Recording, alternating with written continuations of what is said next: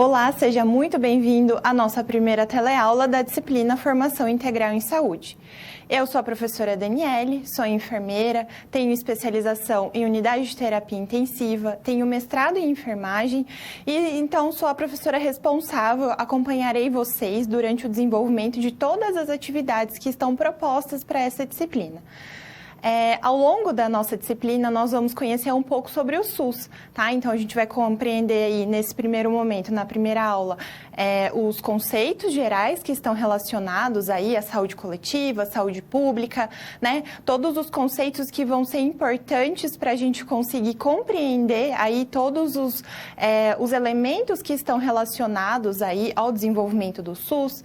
No segundo encontro, nós vamos conhecer um pouco mais sobre os aspectos legais, os aspectos históricos, então, de onde surgiu, por que surgiu o SUS, por que ele é importante nos dias de hoje como modelo de assistência à saúde. No terceiro encontro, a gente vai conhecer um pouco sobre os modelos de atenção à saúde, então, não somente do Brasil, que é o Sistema Único de Saúde, mas nós vamos compreender também como eles funcionam em outros países, como ocorre aí o seu processo de financiamento. Tá? E também no quarto encontro a gente vai conhecer um pouco mais aí sobre esses aspectos. Então, é muito importante essa disciplina, tá? Visto que os profissionais da área da saúde, eles vão atuar de uma forma direta ou indireta no Sistema Único de Saúde, tá? Então, esse sistema, ele é muito importante para nós e, então, essa é a importância da nossa disciplina. E antes, então, de começar a nossa aula, efetivamente, eu gostaria de deixar você bastante à vontade para realizar a sua participação, enviar suas contribuições, as suas dúvidas. Nós teremos 2 momentos para isso, tá? Então, no meio da aula e ao término da aula. E a participação de vocês é muito importante, porque, afinal de contas, a gente prepara o material, a gente traz aí todos os conteúdos pensando no seu aprendizado, pensando em você, tá bom? Além disso, na aula de hoje, a gente vai contar com o Kahoot no final da nossa aula. Vocês podem acessar pelo aplicativo no celular ou então pelo site kahoot.it, acessando aqui pelo PIN 79 711 19, tá? Então, a gente vai ter aí, ao final, esse momento de interação. E para contextualizar um pouco a nossa aula, trouxe aqui os assuntos principais que vão ser abordados. Então, o Conselho Gestor Participativo, tá? Então, aqui a gente vai trazer os aspectos relacionados à participação social, tá? Então, dentre todos os elementos aí do SUS, a gente tem a participação da população nos processos decisórios. Vamos compreender os modelos do processo de saúde e doença, seus determinantes, como isso foi se alterando ao longo dos anos. Vamos conhecer também os programas de promoção da saúde, tá? O conceito de promoção da saúde, como ela vem sendo trabalhada também ao longo dos anos. E também vamos compreender aqui um pouco sobre o processo de educação em saúde, educação continuada e educação permanente. Então, esses assuntos vão ser abordados ao longo da nossa aula, tá? E agora a gente inicia o nosso primeiro bloco.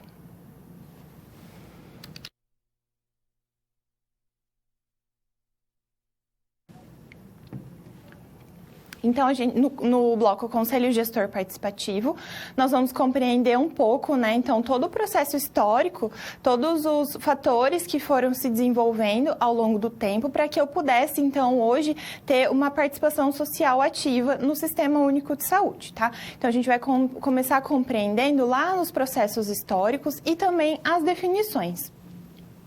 Então, eu preciso primeiramente definir o que é saúde pública e o que é saúde coletiva, tá? Então, a gente pode ter aí uma confusão desses elementos no dia a dia, mas é importante a gente diferenciar cada uma delas.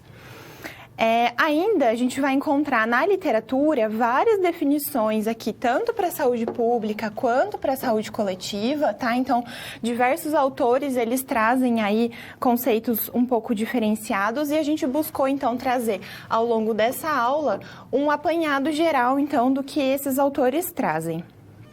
De uma forma geral, é importante a gente entender que a saúde pública trabalha com os problemas de saúde, trabalha com as medidas preventivas e eles vão, então, desempenhar ações, por exemplo, na vigilância epidemiológica, na vigilância sanitária e programas especiais como o Programa Nacional de Imunização.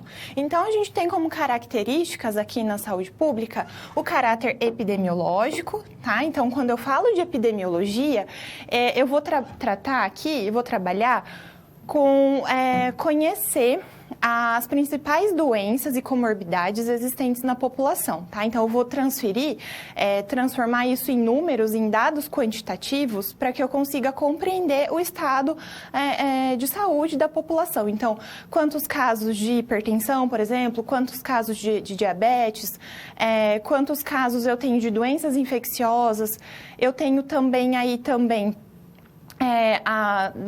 das pessoas que tiveram determinadas patologias, quantas morreram, quantas estão sofrendo complicações, comorbidades. Isso tudo é muito importante, então, para eu verificar, através de números e gráficos, como está o estado de saúde da minha população. Isso vai ser importante para eu conseguir implementar medidas, né, de prevenção e promoção da saúde, tá? Então, se eu tenho altas taxas de mortalidade, por exemplo, eu preciso atuar frente a isso para melhorar as condições de vida de uma população, tá? Então, eu faço esse parênteses aí para a gente retomar aí alguns aspectos relacionados à epidemiologia.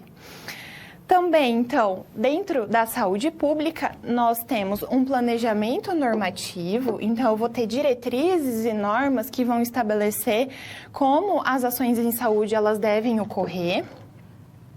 Eu vou trabalhar com os indicadores de saúde, então isso aqui está relacionado com a epidemiologia, e eu vou ter o desenvolvimento de ações pontuais, então, como eu havia comentado, vigilância sanitária, vigilância epidemiológica, e aqui, por exemplo, né, o Programa Nacional de Imunização.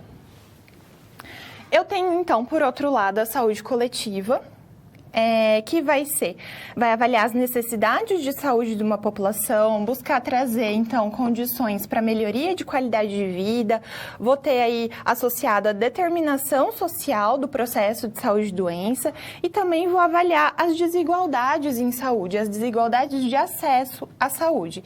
Então, eu tenho aqui situações de saúde como um processo social, tá? Então, eu vou avaliar também essa questão de fatores socioeconômicos, por exemplo, e eu tenho, com isso, uma visão integral do indivíduo e da comunidade. Então, apesar delas terem conceitos diferentes, elas vão trabalhar de uma forma concomitante, a saúde pública e a saúde coletiva. Então, para a gente ter aí todo esse processo ocorrendo dessa forma, eu tenho aqui uma construção que ocorreu ao longo do tempo. Então, eu tenho lá no início o modelo biologicista, tá? Que é um modelo unidirecional, que vai promover aqui a fragmentação do conhecimento e na visão da doença como um fenômeno estritamente biológico. Ele vai estar principalmente centrado na cura e também no atendimento hospitalar. Então, no modelo biologicista, por exemplo, se eu tenho o atendimento a um paciente com quadro de gastrite, eu vou avaliar, vou realizar o tratamento diagnóstico somente com base nos sinais e sintomas gastrointestinais que esse paciente está apresentando, e eu vou realizar o tratamento com base naquilo. Mas imaginem que esse paciente que está desenvolvendo aí essa gastrite, ele está tendo isso decorrente de um estresse, né, uma situação estressante no trabalho. Eu vou estar, então, no modelo biologicista, tratando somente os sintomas. Eu não vou tratar a causa, porque eu não estou olhando para esse indivíduo de uma forma integral. Eu não estou buscando saber os seus fatores sociais, os seus fatores psicológicos, os seus fatores econômicos. Então, tudo isso que permeia a vida do indivíduo, tá? Então, eu olho de uma forma muito pontual e realizo o tratamento também de uma forma pontual. O modelo biologicista, ele permaneceu por muito tempo e ainda nos dias de hoje a gente verifica aí determinados locais, né, determinados profissionais que realizam assistência à saúde que ainda têm esse tipo de pensamento. Então, a gente pode perceber que isso persevera ainda nos dias de hoje e por isso que é tão importante a gente trazer essas discussões para que a gente tenha aí um olhar um pouco mais ampliado e esse olhar crítico aí sobre a realidade que a gente está vivenciando, tá? Então, a gente vai voltar lá para conhecer, então, os aspectos históricos. Então, a gente tinha esse modelo biologicista e nos anos 50, mais ou menos, nós tivemos o desenvolvimento da fase preventivista. Com a fase preventivista, eu começo a ter uma integração aqui do biopsicossocial, tá? Eu tenho aqui a abordagem de uma medicina um pouco mais integral, e quando eu falo integral, é realmente olhar esse indivíduo em todos os aspectos da vida dele, tá? Então, toda vez que eu estiver citando aqui essa nomenclatura, eu vou estar sempre me relacionando a isso.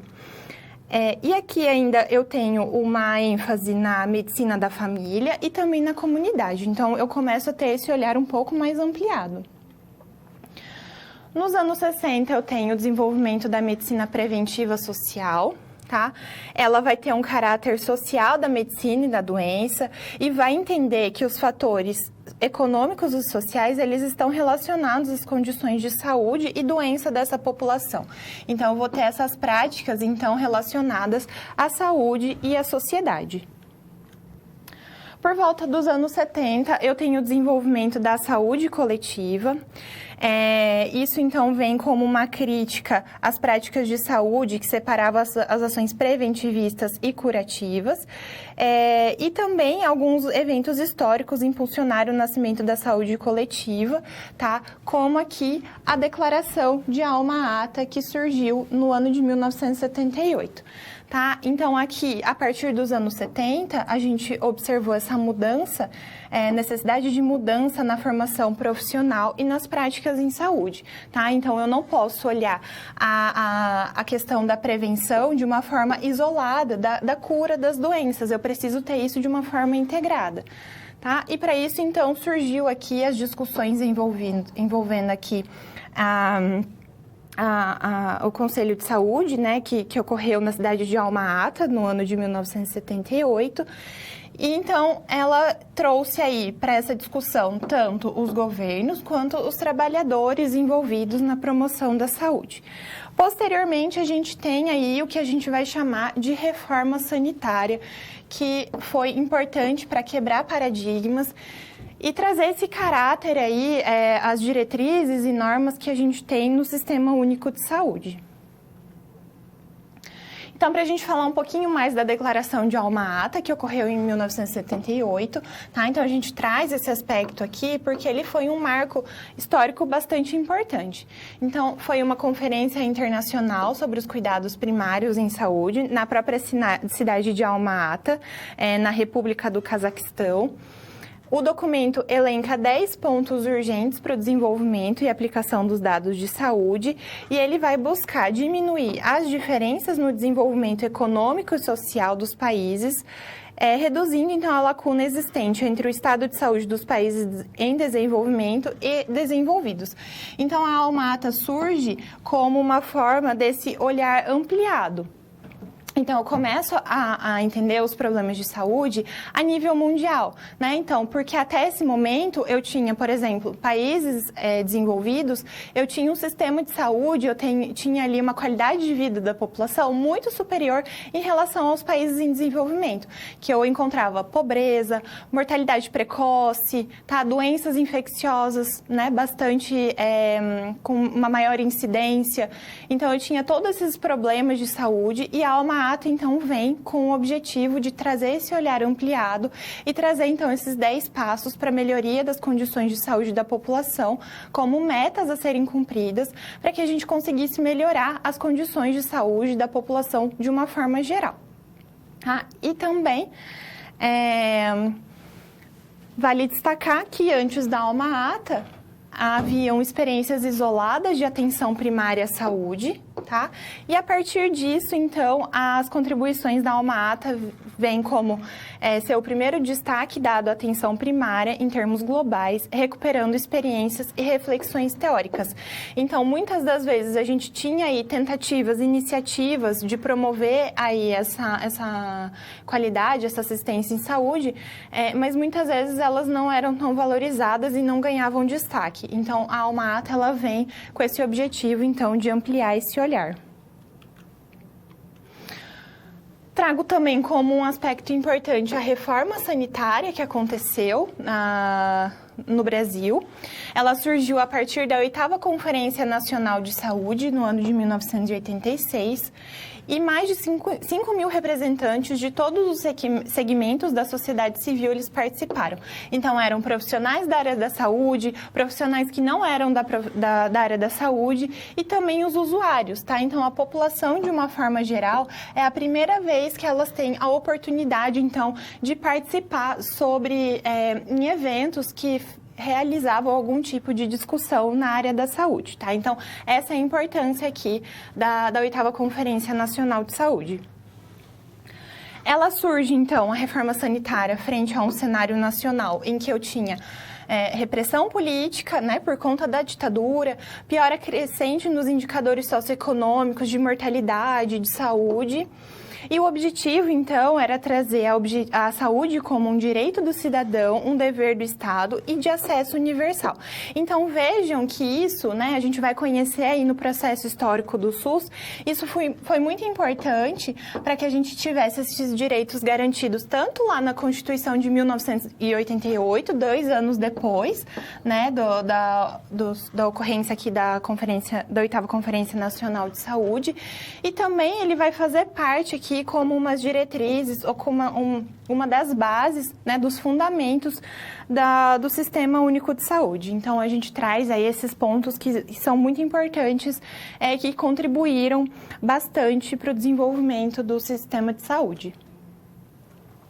E a impulsão da saúde coletiva no Brasil surgiu a partir dos movimentos sociais e mudanças históricas sociais, então como a repressão política, o aumento da morbimortalidade dessa população, mortalidade de populações jovens, tá? Então, tudo isso reflete as condições de saúde de uma população. Se eu tenho indivíduos jovens morrendo, eu tenho necessariamente péssimas condições de saúde, tá? Então, tudo isso a gente tem aqui nesses aspectos.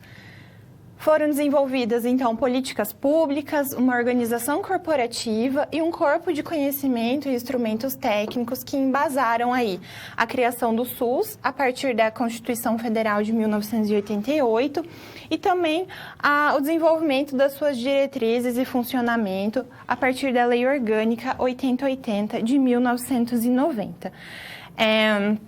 Então, esses dois, tanto ali a Constituição Federal quanto a Lei Orgânica, eles foram importantes para estabelecer a forma de organização desse sistema de saúde, buscar a autonomia do usuário, buscar sempre trazer a qualidade de vida dessas pessoas, a questão da promoção da saúde, tá? Então, todos esses aspectos mais gerais, né, e tudo aquilo que afeta a saúde da população de uma forma geral, foi tentado, então, trazer como bases e princípios fundamentais aí para o desenvolvimento do Sistema Único de Saúde, tá? Então, dessa forma, a gente encerra aqui os temas do nosso primeiro bloco.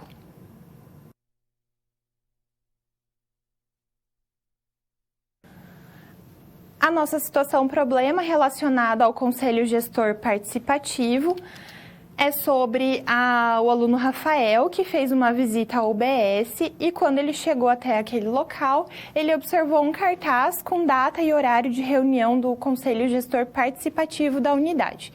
A partir disso, ele começou a questionar a professora.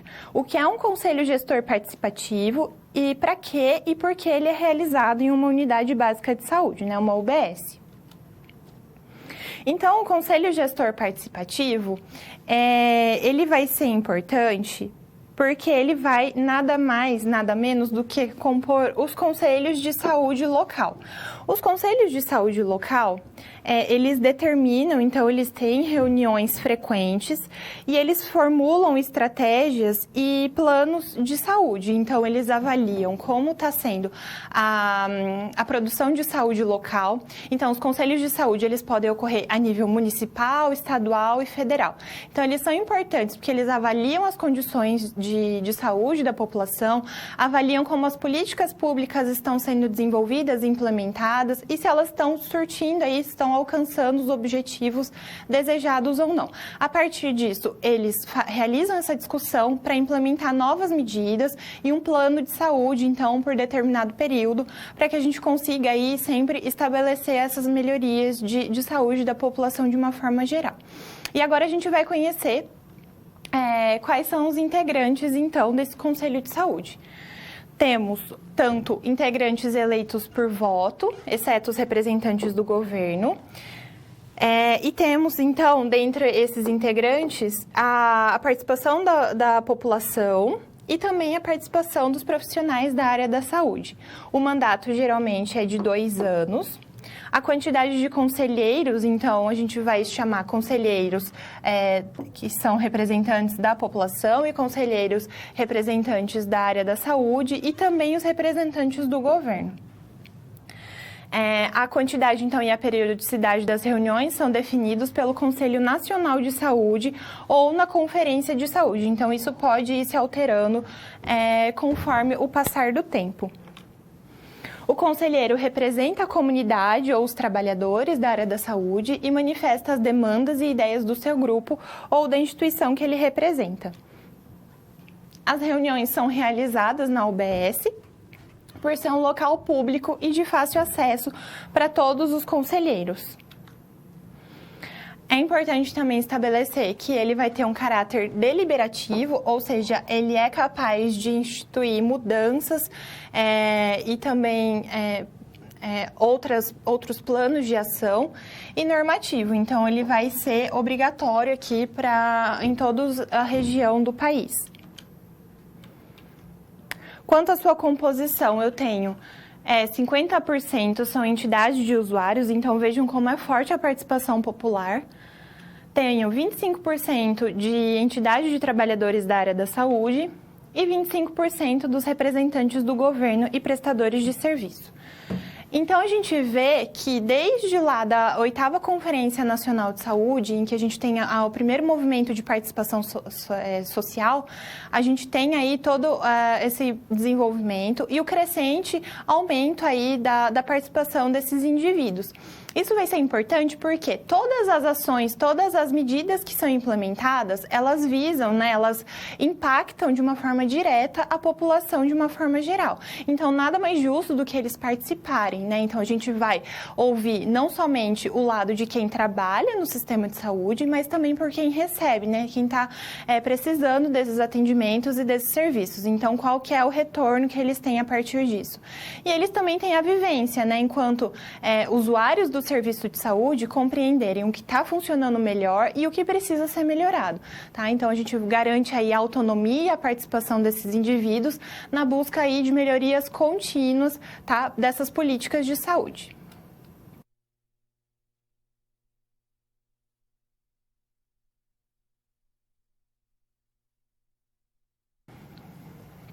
Nesse bloco, nós vamos conhecer o processo de saúde, doença e os seus determinantes. Então, a gente vai ver que tivemos mudanças de paradigmas, de pontos de vista ao longo do tempo.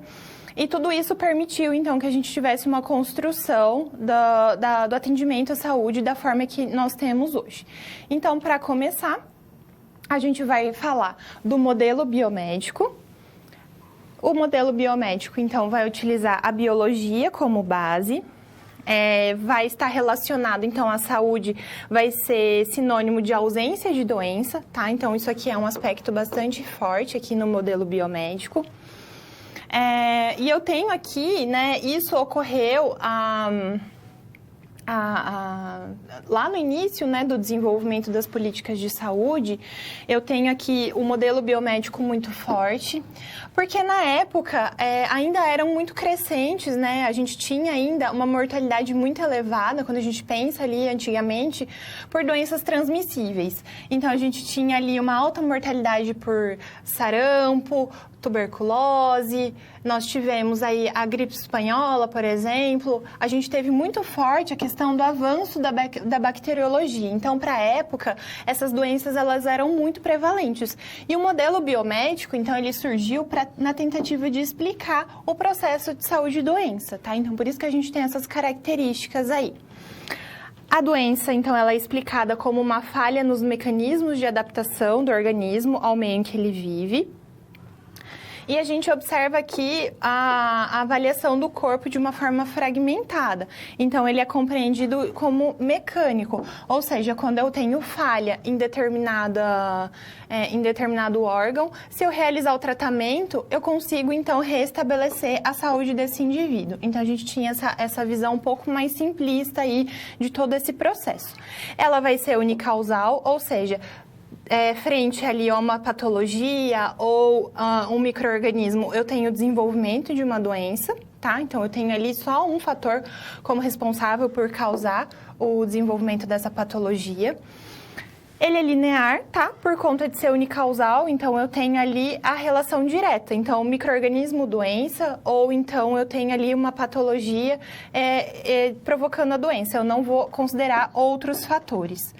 E também vai considerar isso como universal, tá? Então, eu tenho isso ocorrendo em todos os indivíduos da mesma forma. Com o passar do tempo, nós tivemos, então, o desenvolvimento de outros modelos que explicassem aí o processo de saúde e doença, e o mais conhecido deles é o modelo de Livell e Clark. A saúde vai ser considerada como um estado completo de bem-estar físico, mental e social. Então, além dos fatores biológicos, né, os fatores físicos, eu vou considerar também os aspectos mentais e sociais como determinantes, né, como causadores da doença. E eles, então, quando eu tenho aqui a quebra, quando eu tenho uma dificuldade ou uma irregularidade em qualquer um desses fatores, eu posso provocar a doença. Ele vai ser multicausal, né? Então, eu tenho aqui vários fatores que estão envolvidos e vai entender a saúde como um processo. Aqui eu começo a ter uma visão mais holística desse indivíduo e também a questão da valorização da prevenção das doenças. Então, essa imagem aqui, ela representa esse modelo de Livell e Clark, porque eu tenho muitas vezes a doença como a ponta do iceberg. A presença dos sinais e sintomas, aquilo que eu estou vendo, ele é muito pequeno, né? Eu tenho vários fatores aqui que estão envolvidos, tá? Então, eu tenho aí todas essas questões. E esse modelo, então, ele vem tentar explicar o desenvolvimento. Então, com o passar do tempo, nós tivemos ali a questão da transição demográfica, o envelhecimento populacional. E conforme as pessoas, eu tive também, conforme as pessoas iam envelhecendo, eu tive também um desenvolvimento, né? Eu tive a transição epidemiológica. Então, a gente conseguiu superar, a gente conseguiu realizar um controle aí das doenças infecciosas. A partir desse momento, as pessoas, elas conseguiam alcançar idades mais avançadas, ou seja, elas não tinham essa mortalidade tão precoce e começaram então a surgir as doenças crônicas não transmissíveis, hipertensão e diabetes, por exemplo.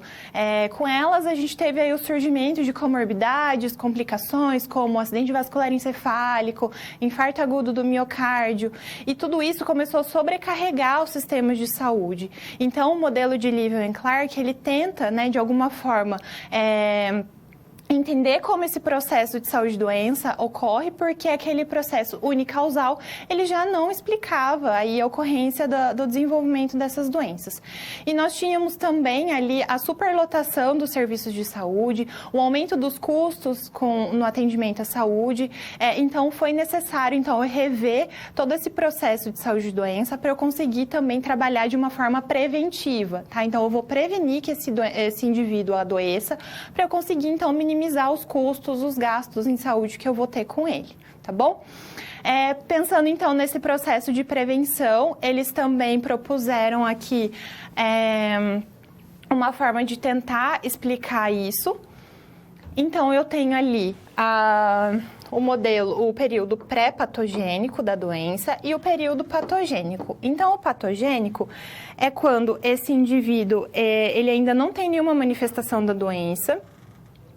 E a relação entre os condicionantes sociais, ambientais, junto com a suscetibilidade do indivíduo, é que vão gerar aqui, vão acabar culminando com esse período patogênico. O período patogênico, por sua vez, vai ser o processo, quando esse processo patológico ele vai estar ativo, vai acontecer alterações bioquímicas em nível celular e podem evoluir para defeitos permanentes, para cronicidade da doença ou então para a morte, tá? Eu trouxe aqui como exemplo uma doença infecciosa para a gente tentar ilustrar isso, mas para ficar um pouco mais didático, um pouco mais fácil, mas a gente pode compreender também isso no desenvolvimento de doenças crônicas, como eu havia comentado. Então, antes da doença, né, quando eu tenho aí essa suscetibilidade do indivíduo, a relação desses fatores ambientais e sociais, eu tenho condições de já realizar a prevenção primária dessas doenças. Então, através das etapas de promoção da saúde, tá? Então, eu vou melhorar as condições de saúde desse indivíduo e também realizando proteção específica, como as vacinações, por exemplo. E quando eu já tenho o curso da doença no ser humano, eu posso desenvolver estratégias de prevenção secundária, com diagnóstico precoce dessas doenças, tratamento imediato e limitação do dano. E quando essa fase, né, quando essa doença, ela já ocorreu, né, ela já está em desenvolvimento, eu posso ter, então, a ocorrência da prevenção terciária, que vai, então, estar relacionado ao processo de reabilitação desse indivíduo. Então, é o processo aí que ele está superando aí essas condições, quando a gente trata principalmente das doenças infecciosas, e ele está alcançando ali o equilíbrio e a normalidade. Eu posso, então, também ter o controle aqui na prevenção terciária em relação à cronicidade da doença também. Então, eu vou fazer ali o controle dos fatores que podem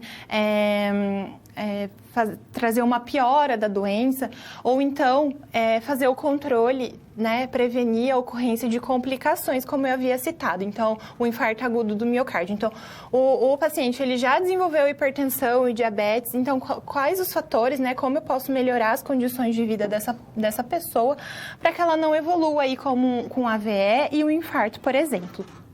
Então, vejam que Livell e Clark, eles propuseram aqui diversas maneiras, diversas medidas de prevenção para que a gente conseguisse ter um controle melhor dessas doenças e também realizar aí, de uma certa forma, uma redução dos custos em saúde.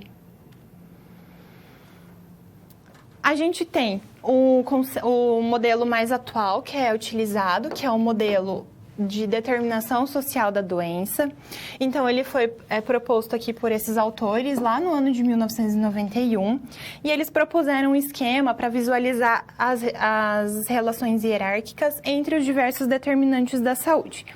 Então, a gente vê aqui por meio dessa imagem que eu tenho aqui fatores que vão ser não modificáveis, como idade, sexo, gênero e fatores hereditários, tá? Então, eu tenho aqui, conforme esse indivíduo ele vai envelhecendo, ele é mais suscetível à ocorrência de doenças.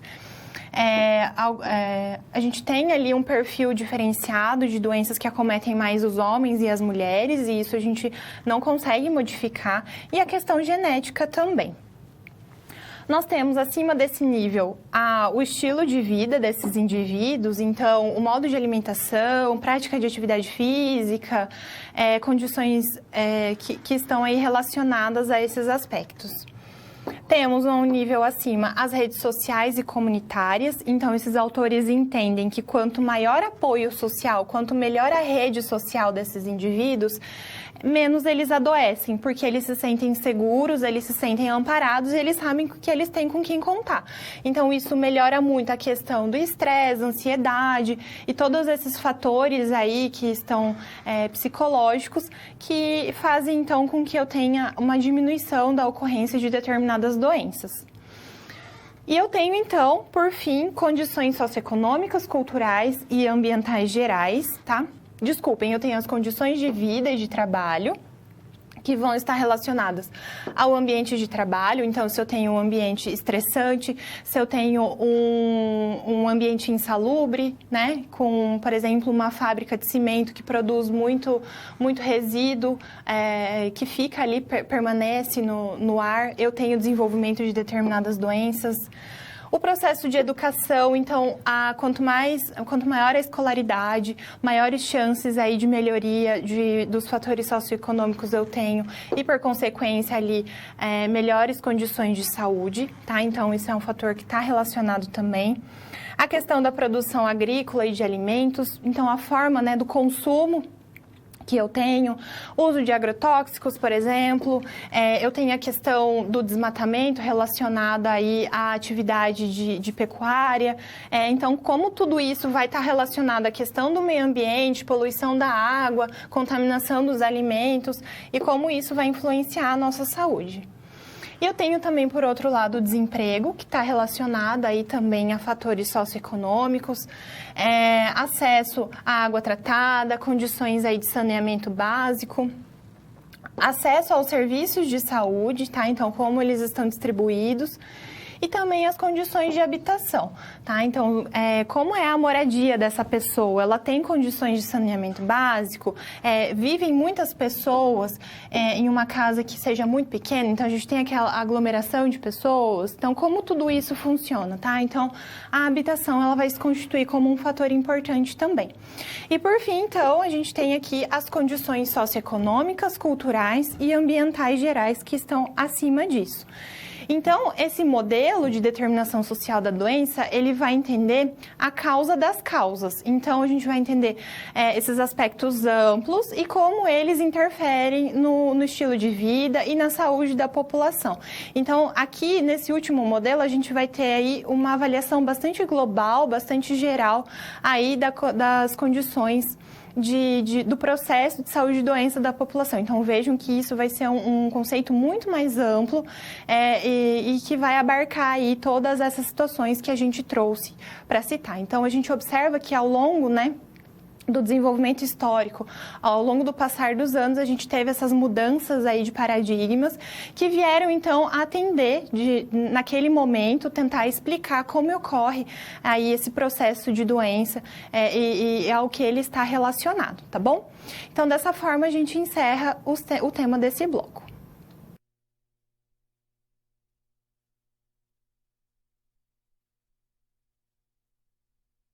Então, na situação problema dos determinantes sociais da saúde e do processo de saúde e doença, nós temos a aluna Fernanda, que conheceu a dona Antonieta.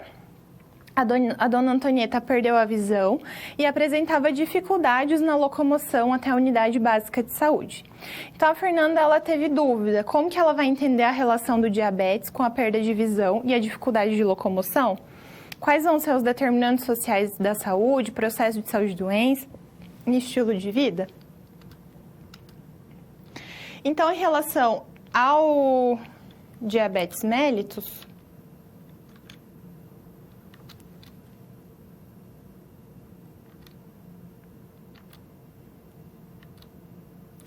então é importante a gente saber que ele se constitui como uma doença metabólica, tá? Ela vai estar relacionada aqui, a sua prevalência vai estar mais associada à ocorrência de obesidade, sedentarismo, tabagismo, histórico familiar e as variações genéticas que podem estar associadas aí ao desenvolvimento do diabetes. E a gente pode ter, então, uma falha na produção de insulina, e isso vai ser uma característica genética. Então, aqui eu tenho diabetes mellitus tipo 1, tá? Então, é uma condição genética, o indivíduo já desenvolve isso desde a infância. E eu tenho aqui também o processo de resistência à insulina, que vai compreender aqui o diabetes mellitus tipo 2. No diabetes mellitus tipo 2, esse indivíduo ele produz insulina, mas ela não é capaz de sensibilizar ali os receptores celulares para fazer a captação da glicose. Tá? E isso surge aqui como um processo de estilo de vida, como eu havia comentado. Obesidade, sedentarismo, tabagismo, entre outros. Então, aqui, só para ficar claro, enquanto no diabetes mellitus tipo 1 eu não produzo insulina, no diabetes mellitus tipo 2 eu vou produzir insulina, mas ela não vai ser capaz de desempenhar a função que é esperada.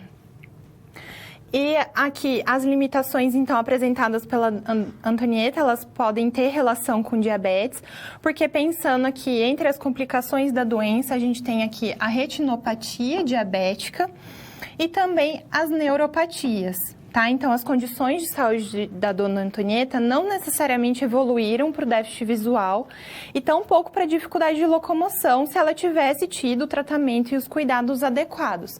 Tá? Então, a gente tem aí, a gente tem condições de realizar o controle dessa doença, mesmo quando ela já está estabelecida, a fim de prevenir aí o desenvolvimento das complicações, tá? Então, com isso, a gente vai melhorar as condições, a qualidade de vida daquela pessoa e a gente vai, então, conseguir fazer um controle aí do desenvolvimento dessas complicações que podem ocorrer ao longo do tempo.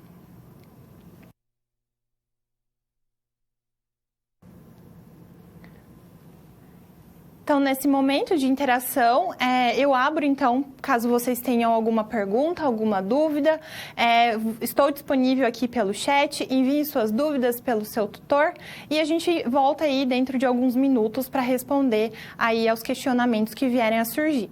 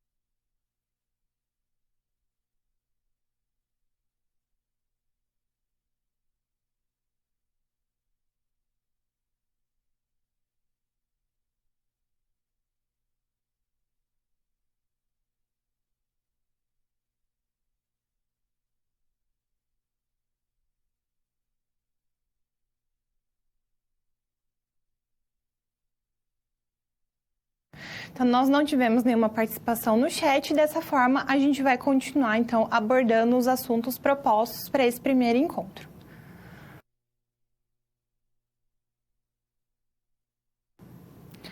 Então, a partir de agora, nós vamos conhecer os programas de promoção da saúde. Nesse primeiro momento, é importante a gente tentar diferenciar aqui o que é promoção e o que é prevenção da saúde.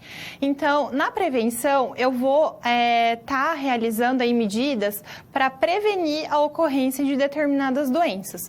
Então, eu tenho aí medidas que visam, por exemplo, as campanhas do Ministério da Saúde, o Outubro Rosa, por exemplo, o Novembro Azul. Eu tenho aí que eles realizam, então, a detecção precoce dessas doenças. Então, eu vou prevenir a ocorrência aí de estágios avançados dessas neoplasias. Eu tenho as campanhas de vacinação que vão ser muito importantes. Então, tenho aí todos esses aspectos, então, que vão estar relacionados ao não desenvolvimento das doenças. Já a promoção da saúde, ela vai englobar aí um aspecto bastante amplo, vai estar relacionado aí às questões de qualidade de vida dessa pessoa. Então, os determinantes sociais de saúde, então, eles vão ser compreendidos aí nesse contexto de promoção da saúde. E assim como os conceitos de saúde, os conceitos do processo de saúde e doença, eles se modificaram ao longo do tempo, eu tive também mudanças de paradigma em relação ao processo da promoção da saúde. Então, a gente vai conhecer como que isso foi surgindo ao longo do tempo. Então, lá em 1920, nós tivemos o Winslow, que foi um autor que propôs aí um esforço da comunidade organizada para alcançar políticas que melhorassem as condições de saúde e os programas educativos para a população. Então, vejam que desde aquela época a gente já tinha esse caráter aí de inclusão social, melhorar as condições de saúde, e a gente também tem aspectos aqui da educação em saúde que elas já começam a estar relacionadas. Em 1946, o autor Sigerist definiu como tarefas essenciais da medicina a promoção da saúde, prevenção de enfermidades e acidentes e a atenção curativa. Então, a gente já tinha esses aspectos aí relacionados à questão da promoção da saúde. Nós tivemos também, em 1965, os autores Livell e Clark.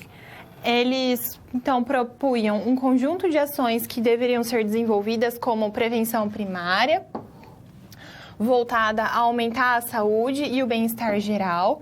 E nós tivemos também a questão da prevenção secundária e terciária. Então, eles entendiam aqui todo esse processo de prevenção primária, secundária e terciária como um aspecto da promoção da saúde. Então, vejam que, conforme o passar do tempo, a gente teve a ocorrência aí do modelo biologicista, toda essa questão do desenvolvimento aí desses conceitos.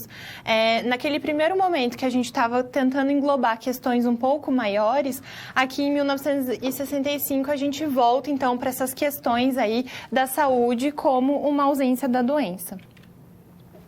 O foco, então, era a mudança de alguns hábitos ou práticas do que as ações coletivas, sobre mudanças em alguns hábitos ou práticas e ações coletivas sobre o ambiente e o espaço. Só que a principal crítica, então, em relação a esse tipo de modelo explicativo de promoção da saúde era a responsabilização e culpabilização dos indivíduos. Ou seja, a promoção da saúde, ela não estava, então, a aumentar a saúde e o bem-estar geral. A prevenção, ela está mais relacionada aqui com uma mudança de alguns hábitos ou práticas. Então, se eu não tenho o desenvolvimento dessas mudanças, né, se o indivíduo ele não tem essa questão, esse caráter aí de alterar os seus hábitos e práticas, ele vai acabar desenvolvendo algum tipo de doença. Então, a gente tem aí essa crítica a esse modelo, que a gente tem essa responsabilização total dos indivíduos.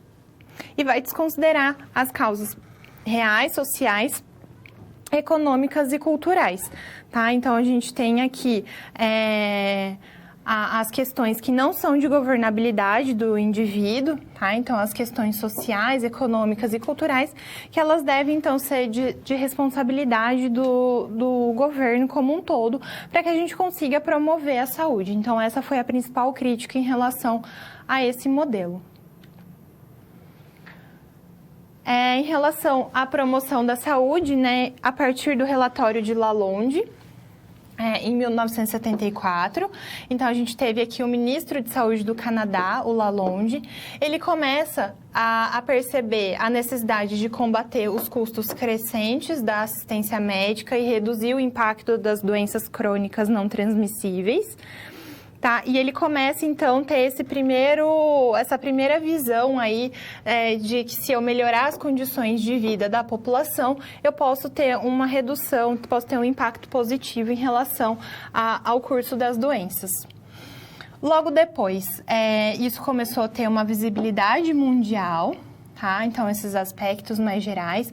E a promoção da saúde, ela passa a fazer parte da agenda tanto da Organização Mundial da Saúde, quanto da Organização Pan-Americana de Saúde, então a OMS e a OPAS. Depois disso, a gente começa a ter verificar a saúde como um direito humano fundamental, e isso foi bastante importante aqui na discussão desenvolvida em Alma Ata, no ano de 1978.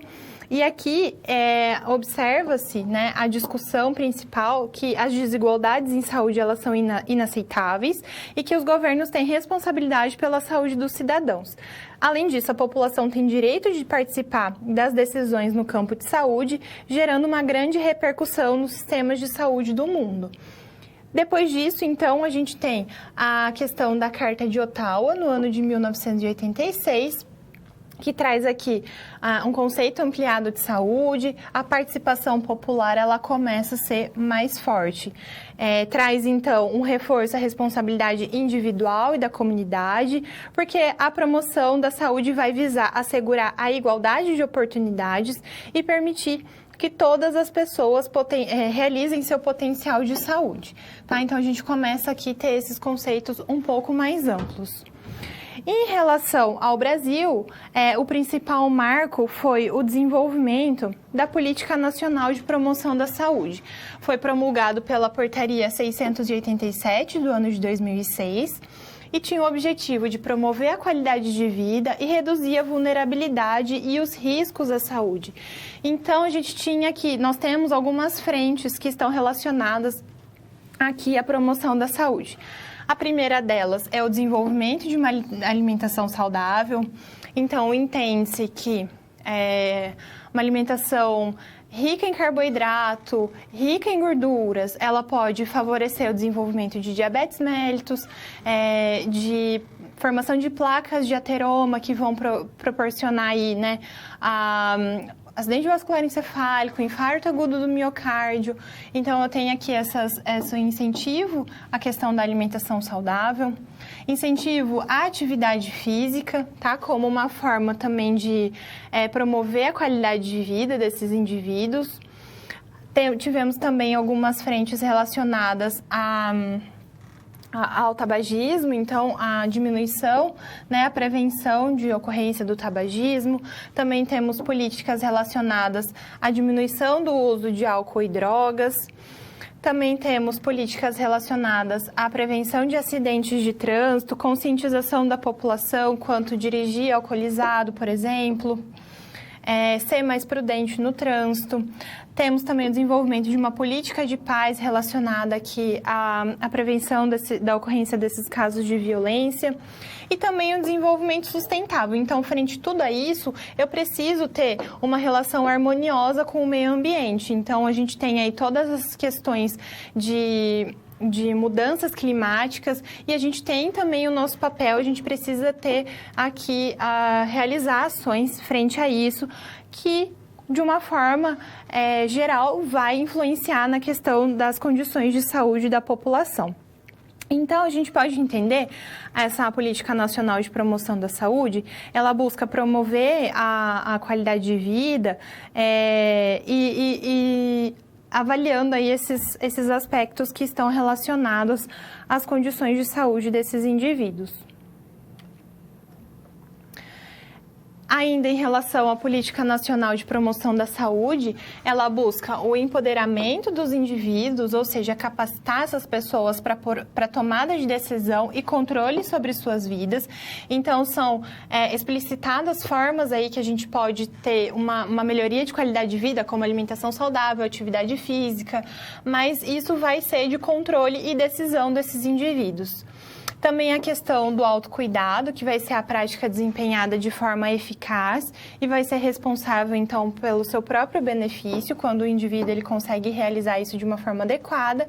E também a autonomia, tá? A capacidade de autodeterminação desses indivíduos. Então, a gente vê que as políticas de promoção da saúde, elas envolvem, então, esses aspectos globais e não somente aí relacionadas à prevenção, né, de ocorrência de determinadas doenças, tá? Então, esse conceito amplo aí que vai definir essa capacidade aí da promoção da saúde.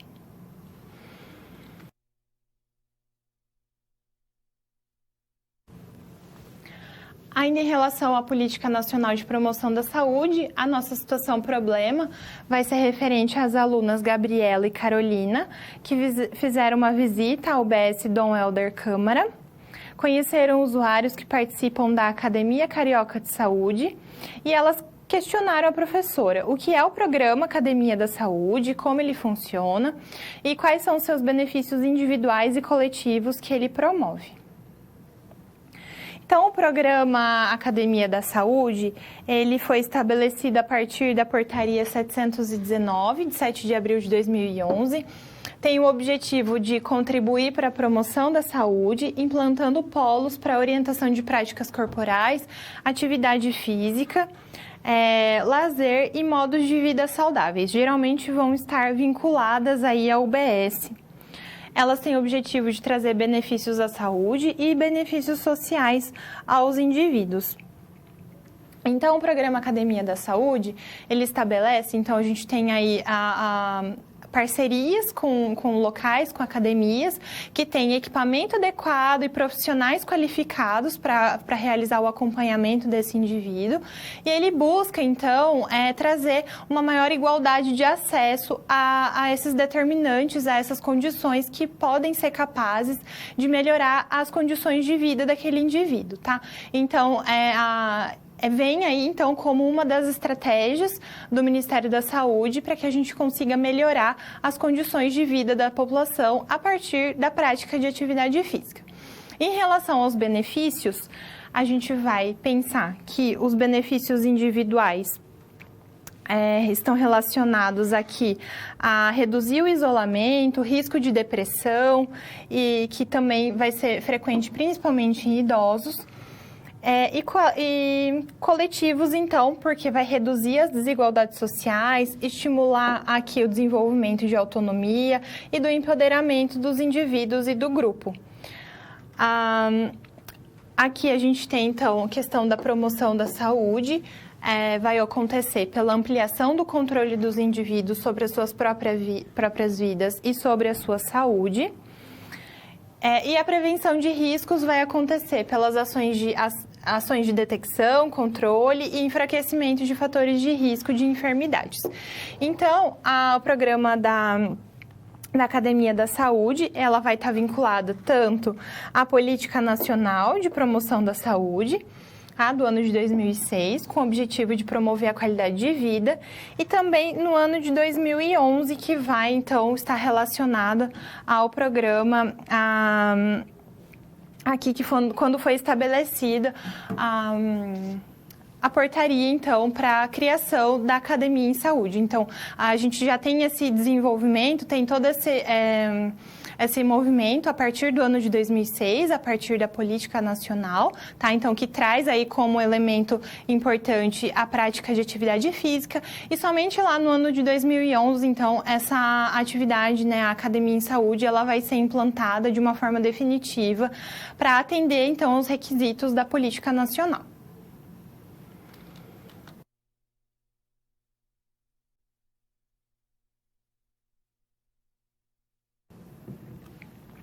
Nós temos também aqui os conceitos relacionados à educação em saúde. E a educação em saúde, ela vai ser importante, quando a gente consegue entrar em contato com esse indivíduo, quando a gente consegue realizar ações educativas, isso vai ser uma forma também de promoção da saúde, tá?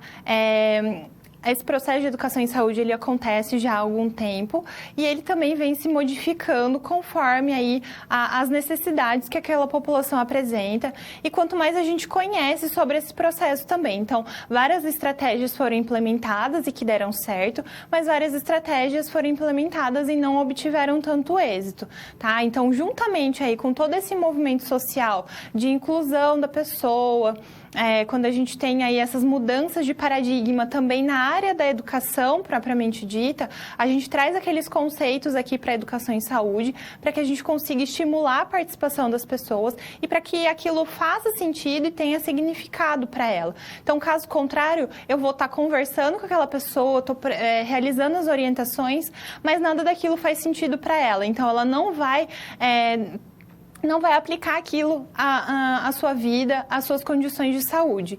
Então, todo aquele trabalho que eu tive, ele não obteve aí o êxito esperado. Então, por isso que é importante eu incluir esse indivíduo nessa atividade educativa e também considerar os saberes dele, tá? Para que a partir disso eu construa os conhecimentos e produza aí uma prática que seja efetiva. Então, para isso, a gente vai conhecer aqui as diferenças dos modelos de educação em saúde. Os modelos de educação em saúde, a gente tem um modelo que se encontra em desuso. Eu tenho aqui a questão da verticalização, ou seja, eu tenho o profissional como detentor do conhecimento, tá? Então, geralmente, ele vai se encontrar... a gente observa que a formação de grupos dessa forma, então, o profissional da saúde, ele geralmente está em pé, e os usuários de saúde, eles se colocam aqui como espectadores. Eu tenho um discurso prescritivo, ou seja, do que eu devo, que eu não devo realizar para melhorar minhas condições de saúde. E com isso eu tenho responsabilização completa dos indivíduos sobre os seus problemas de saúde, tá? Então, se você adoeceu, se você teve o desenvolvimento de alguma complicação, de alguma comorbidade, é porque você não se alimentou direito, você não realizou nenhuma prática de atividade física, você continua fumando, você não utiliza corretamente os medicamentos. Então, isso traz uma carga muito negativa, tá? Só fazendo, então, um parênteses, né, trazer como um destaque, a educação em saúde, ela ocorre a todo tempo, tá? Então, seja lá na atenção básica, na unidade básica de saúde, eu posso implementar medidas educativas, tá? Tanto individualmente quanto com a coletividade, tá? Então, eu posso, no momento que eu estou realizando consulta, orientar aquele paciente, né, realizar atividade, aproveitar aquele momento para realizar uma atividade de educação em saúde, ou então para a coletividade. Então, eu tenho o desenvolvimento de determinadas comorbidades com maiores prevalências. Então, eu tenho ocorrência, dentre os pacientes diabéticos, eu vou trazer aqui como exemplo, a ocorrência do pé diabético, que é o surgimento de lesões. Então, como que eu vou atuar a partir disso, né? Dentre todos os indivíduos que têm o diagnóstico de diabetes mellitus, como que eu vou atuar de uma forma educativa, tentando, então, demonstrar o que eu vou, quais as práticas, como a mudança dos hábitos de vida podem prevenir a ocorrência de complicações como o pé diabético, tá? Então, eu vejo ali, a partir da necessidade da população, tá? Eu tenho momentos, então, como Outubro Rosa, Novembro Azul, né, que está bastante vigente, bastante atual. Como eu vou conscientizar essa população? Então, todos esses momentos se constituem como educação em saúde. Na área hospitalar, isso vai ser bastante importante também, quando esse indivíduo ele vai de alta para casa, né? Quando ele já teve ali a recuperação do seu estado de saúde, quais os processos de educação que eu vou realizar com aquele indivíduo, e em muitos outros lugares isso vai ser aplicável também, tá? Então, só para a gente compreender aí o contexto da educação em saúde dentro da nossa prática profissional. E eu tenho lá, então, o modelo em desuso e o modelo atual, que tem sido bastante evidenciado.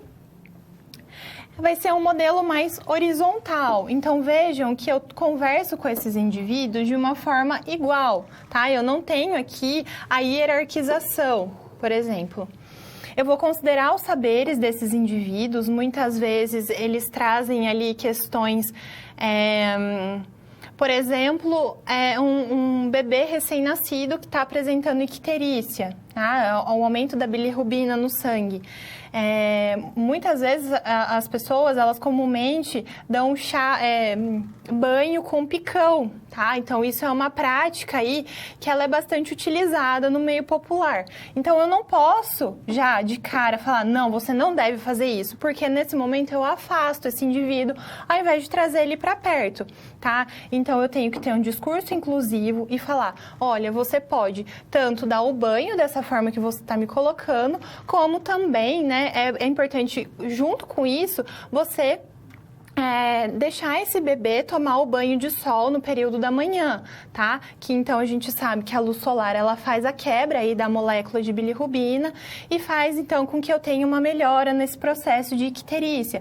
Então vejam que eu vou trazendo de uma forma complementar aí essas orientações. Isso veio muito forte com a influência de Paulo Freire na área da educação, então ele discute muito essa questão da educação bancária, em que eu vou lá e simplesmente deposito as informações no educando, tá? Então ele contradiz, ele critica muito isso, e isso também vai ser aplicável à área da saúde. Vai considerar a dinâmica e o modo de vida das pessoas, então compreender como aquele indivíduo vive, quais são as suas condições de moradia e como os conhecimentos, né, como aquela discussão em saúde que eu estou promovendo, como aquilo vai realizar uma influência positiva, tá? Então, o indivíduo ele entender as necessidades, aquilo fazer sentido para que ele possa, então, incorporar práticas de vida mais saudáveis. Eu posso realizar isso por meio das oficinas de saúde, por exemplo. Então, vai ser um método estruturado para trabalho em grupo e também é utilizado na educação em saúde dialógica. Então, a dialógica é quando eu tenho essa troca de saberes, tá? Então, eu tenho essa discussão de ideias, eu tenho ali a participação de todos os envolvidos. As oficinas, então, buscam trazer autonomia e corresponsabilidade, tá? Então, aqui vejam que o profissional da área da saúde, ele também se coloca como responsável, também como um sujeito atuante no processo de saúde desse indivíduo, e não somente o indivíduo em si. Então, não vou estar responsabilizando ele completamente.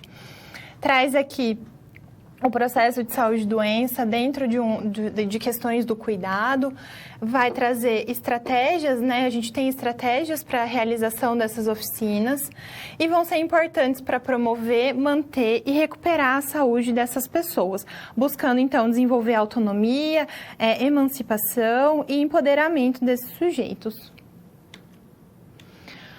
Para a estruturação dessas oficinas, eu tenho 3 momentos importantes. No início, eu posso promover atividades de relaxamento, aquecimento, com ações lúdicas, né? Eu posso ter dinâmica de grupo, brincadeiras, porque se eu já começar estimulando uma discussão, isso não vai fluir de uma forma adequada. Então, eu preciso primeiro entender que todos os participantes eles estão à vontade, tá? Eles conheceram as outras pessoas que também estão participando desse momento. Eu vou, então, aproximar esses indivíduos buscando essas estratégias. Eu tenho a fase intermediária, então são as atividades que estimulam a reflexão e elaboração do tema proposto, tá? Então aí, a partir desse momento que começam então as discussões acerca de determinado assunto. E por fim, eu tenho a sistematização e avaliação. Então é quando eu vou realizar um fechamento, uma síntese do que o grupo produziu, e eu vou avaliar se aquilo teve efeitos positivos ou não. Eu posso também me direcionar aos participantes e perguntarem, né, o que eles acharam da estratégia, o que eles acham, então, do resultado das discussões, né, do direcionamento daquelas discussões, se foi algo positivo, e também trazer os pontos de melhoria, tá, para que a gente possa sempre ir aprimorando aí essas questões. Ainda dentro do processo de educação, eu tenho outros aspectos, tá? Então, eu tenho a educação em saúde, que deve ser enfatizada. A educação popular em saúde, que valoriza os saberes, o conhecimento prévio da população, e não somente o conhecimento científico, que vai se constituir, então, como uma educação dialógica e educação popular.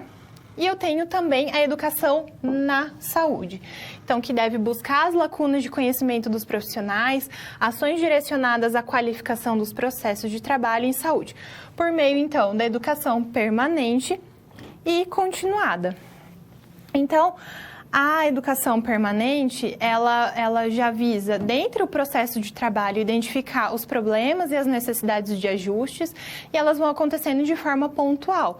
Já a educação continuada, ela está relacionada aí ao aprimoramento profissional. Então, os cursos de capacitação que eu realizo, as especializações, pós-graduação, mestrado, doutorado, então tudo isso que eu vou buscar implementar o meu conhecimento, melhorar ali, me aprofundar em relação a determinado assunto, tá? Então, ou buscar me atualizar, tudo isso vai estar referente aí à educação na saúde. Então, é importante a gente estabelecer a educação em saúde, eu vou estar direcionado para a população, e a educação na saúde, então, vai ser a formação profissional.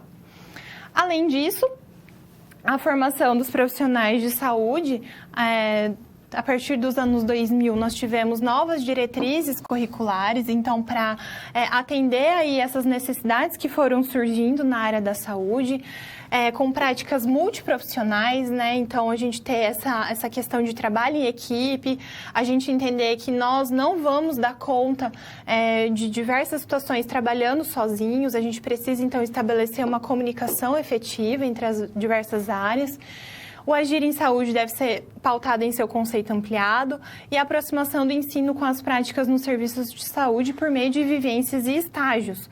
O currículo deveria favorecer práticas voltadas para as demandas de saúde da população, incluindo temas de cuidado e integralidade. Então, a gente tem constantemente essas discussões a fim de aprimorar aí esse aprendizado e também ampliar o olhar e também trazer isso de uma forma crítica e reflexiva, tá? Então, a gente vai entender como a gente pode melhorar o meu processo de trabalho, as condições de vida da população, porque eu vou ser um agente responsável por isso enquanto profissional da área da saúde. Então, aí a gente percebe essas alterações curriculares vindo de uma forma muito positiva em relação a isso.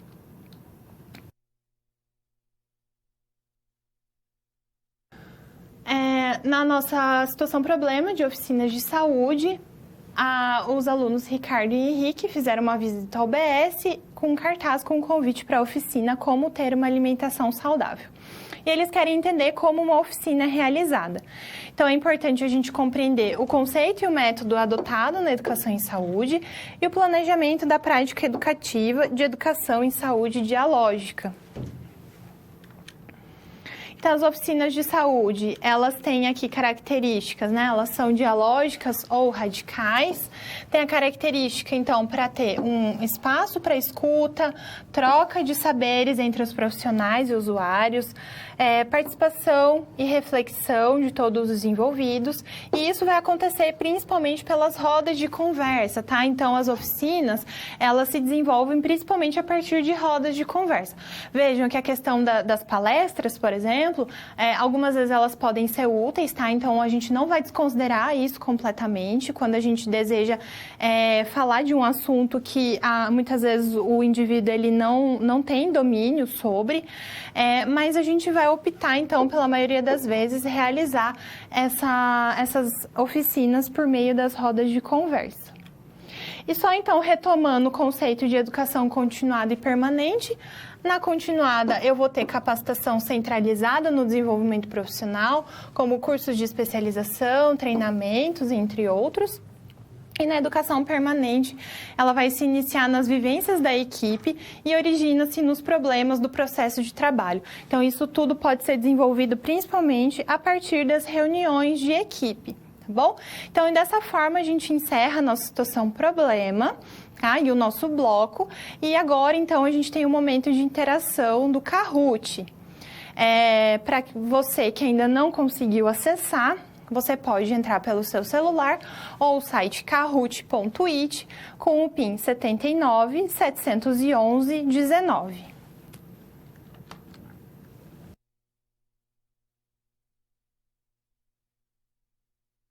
Dois alunos conectados e vamos aguardar aí os demais até eles conseguirem entrar, até conseguirem logar.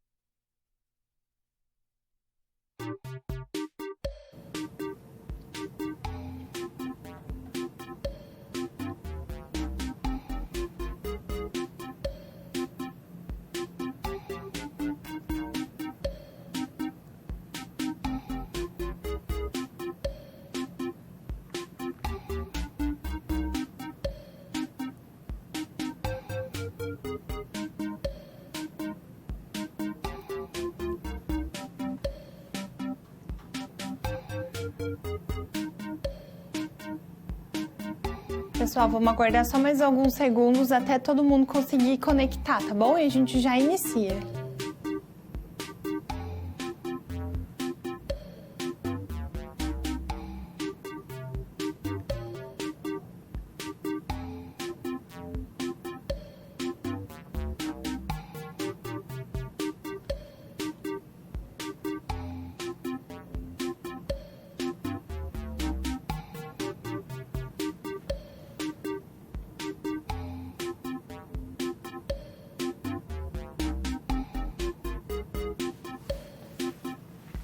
Pessoal, então nós vamos iniciar para que a gente não consiga finalizar a nossa aula dentro do tempo.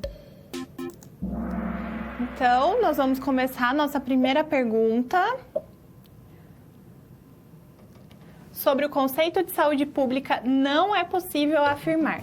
Entende a saúde como um processo social, trabalha com os problemas de saúde e medidas preventivas, realiza planejamento normativo e trabalha com indicadores de saúde. Então, quais dessas características não fazem parte, né, qual dessas características é aquela que não faz parte? Então, entende a saúde como um processo social, é a resposta correta, porque a gente tem aqui como uma característica da saúde coletiva e não da saúde pública. Então, a gente teve aqui 71 acertos. No nosso ranking está a Caine, segundo lugar Nariellen e depois a Francine. Próxima pergunta. O modelo de determinação social da doença entende que as condições de vida e trabalho influenciam a saúde. Isso é verdadeiro ou falso?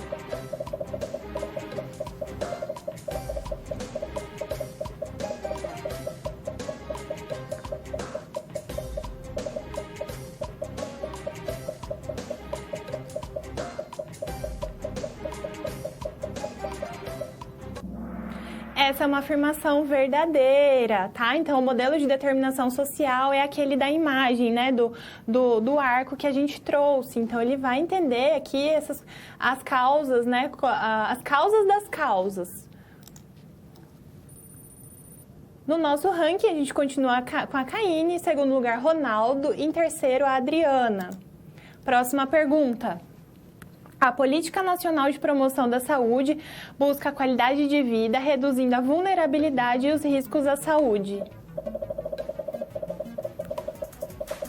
Isso é verdadeiro ou é uma afirmativa falsa?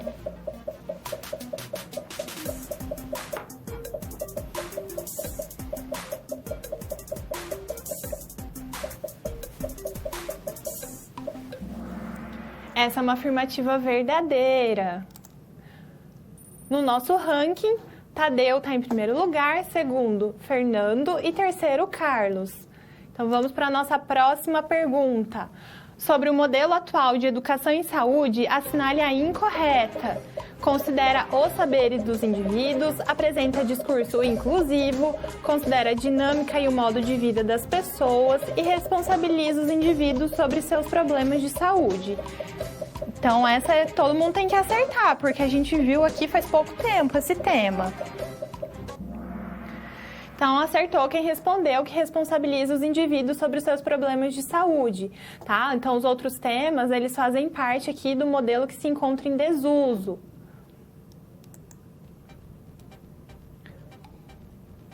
Então, no nosso pódio, em terceiro lugar, nós temos enfermagem óbitos.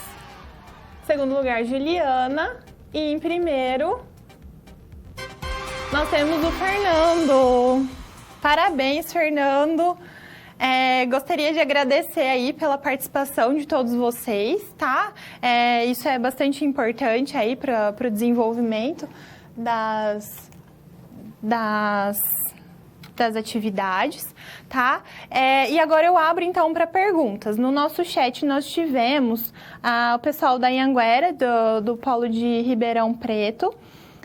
Pergunta, então, como exemplo na aula sobre o diabetes, a pessoa pode ter tipo 1 e tipo 2 ao mesmo tempo? Na verdade, não. Então, a gente tem aí esses dois tipos de diabetes. Vocês vão aprender melhor isso nas próximas disciplinas. Então, só retomando. Diabetes tipo 1, eu não produzo nenhum tipo de insulina e isso é uma condição hereditária. Então, vejam que crianças que têm diabetes, elas têm diabetes tipo 1. Então, isso se desenvolve ao longo, né, desde o início da vida daquele indivíduo. Porque o pâncreas dela não produz nenhum tipo de insulina. E a glicose, então, que está no sangue, ela não é captada pelas células para produzir esse metabolismo celular, tá? Já no tipo 2, eu tenho o desenvolvimento aí da resistência à insulina. Isso muito por conta aí dos hábitos de vida que eu tenho. Sedentarismo, por exemplo, e obesidade está muito relacionado, né? A questão da alimentação inadequada também. Então, eu tenho produção de insulina pelo pâncreas, só que as células, né, isso não é capaz de sensibilizar. Nas células, a gente tem os receptores. Então, a insulina, ela serve como uma chave que vai abrir esses receptores para que a gente tenha a entrada de glicose para dentro dessa célula, para que haja ali o metabolismo celular normal, tá? Então, a gente tem esses dois tipos e a gente não tem, então, o desenvolvimento dos dois tipos acontecendo concomitantemente. Tá bom? E a próxima pergunta é: no caso da educação em saúde, só se aplica nas UBSs ou em hospitais também, por exemplo? Isso. A educação em saúde, ela pode ocorrer em todo momento que eu tenho interação com esses indivíduos. Eu trouxe aqui as oficinas de saúde como um exemplo de como a gente vai realizar a educação em saúde para os grupos. Né? Então, quando eu tenho grupos ali nas unidades básicas de saúde para abordar determinados assuntos, eu posso utilizar, então, a estratégia das oficinas. Mas a educação em saúde, ela pode acontecer em todo momento que eu tenho interação do profissional com o usuário. Isso pode acontecer numa consulta, por exemplo, que eu estou realizando com ele, pode acontecer nos hospitais também. Então, esse indivíduo, ele acabou evoluindo aí com um infarto agudo do miocárdio. E quando a gente vai retomar a história dele, a gente observa aí vários fatores que eles precisam ser modificáveis. Então, é nesse momento que eu realizo as orientações com caráter de educação em saúde, tá? Então, é muito importante eu trazer aí as questões do indivíduo que ele traz para mim, entender todo o processo, né, a dinâmica dele. Não adianta eu falar que ele precisa se alimentar bem, que ele tem que praticar atividade física, quando, na verdade, ele trabalha o dia inteiro, ou então ele não tem condições de acesso econômico. Aí, a partir disso, eu vou acionar outros setores, tá, para atuar de uma forma conjunta, tá? Mas isso é uma discussão para um outro momento. Então, gostaria, assim, que vocês entendessem que a todo momento que eu tenho interação do profissional com o usuário, eu tenho aí uma oportunidade do desenvolvimento da educação em saúde, tá bom? Eu vou encerrar, então, a nossa aula. Gostaria de agradecer muito a participação de vocês. Espero ter contribuído de alguma forma com o seu conhecimento a respeito aí desses assuntos. Fico à disposição. Logo mais eu vou me conectar aí ao chat atividade e a gente se vê aí no próximo encontro. Até mais!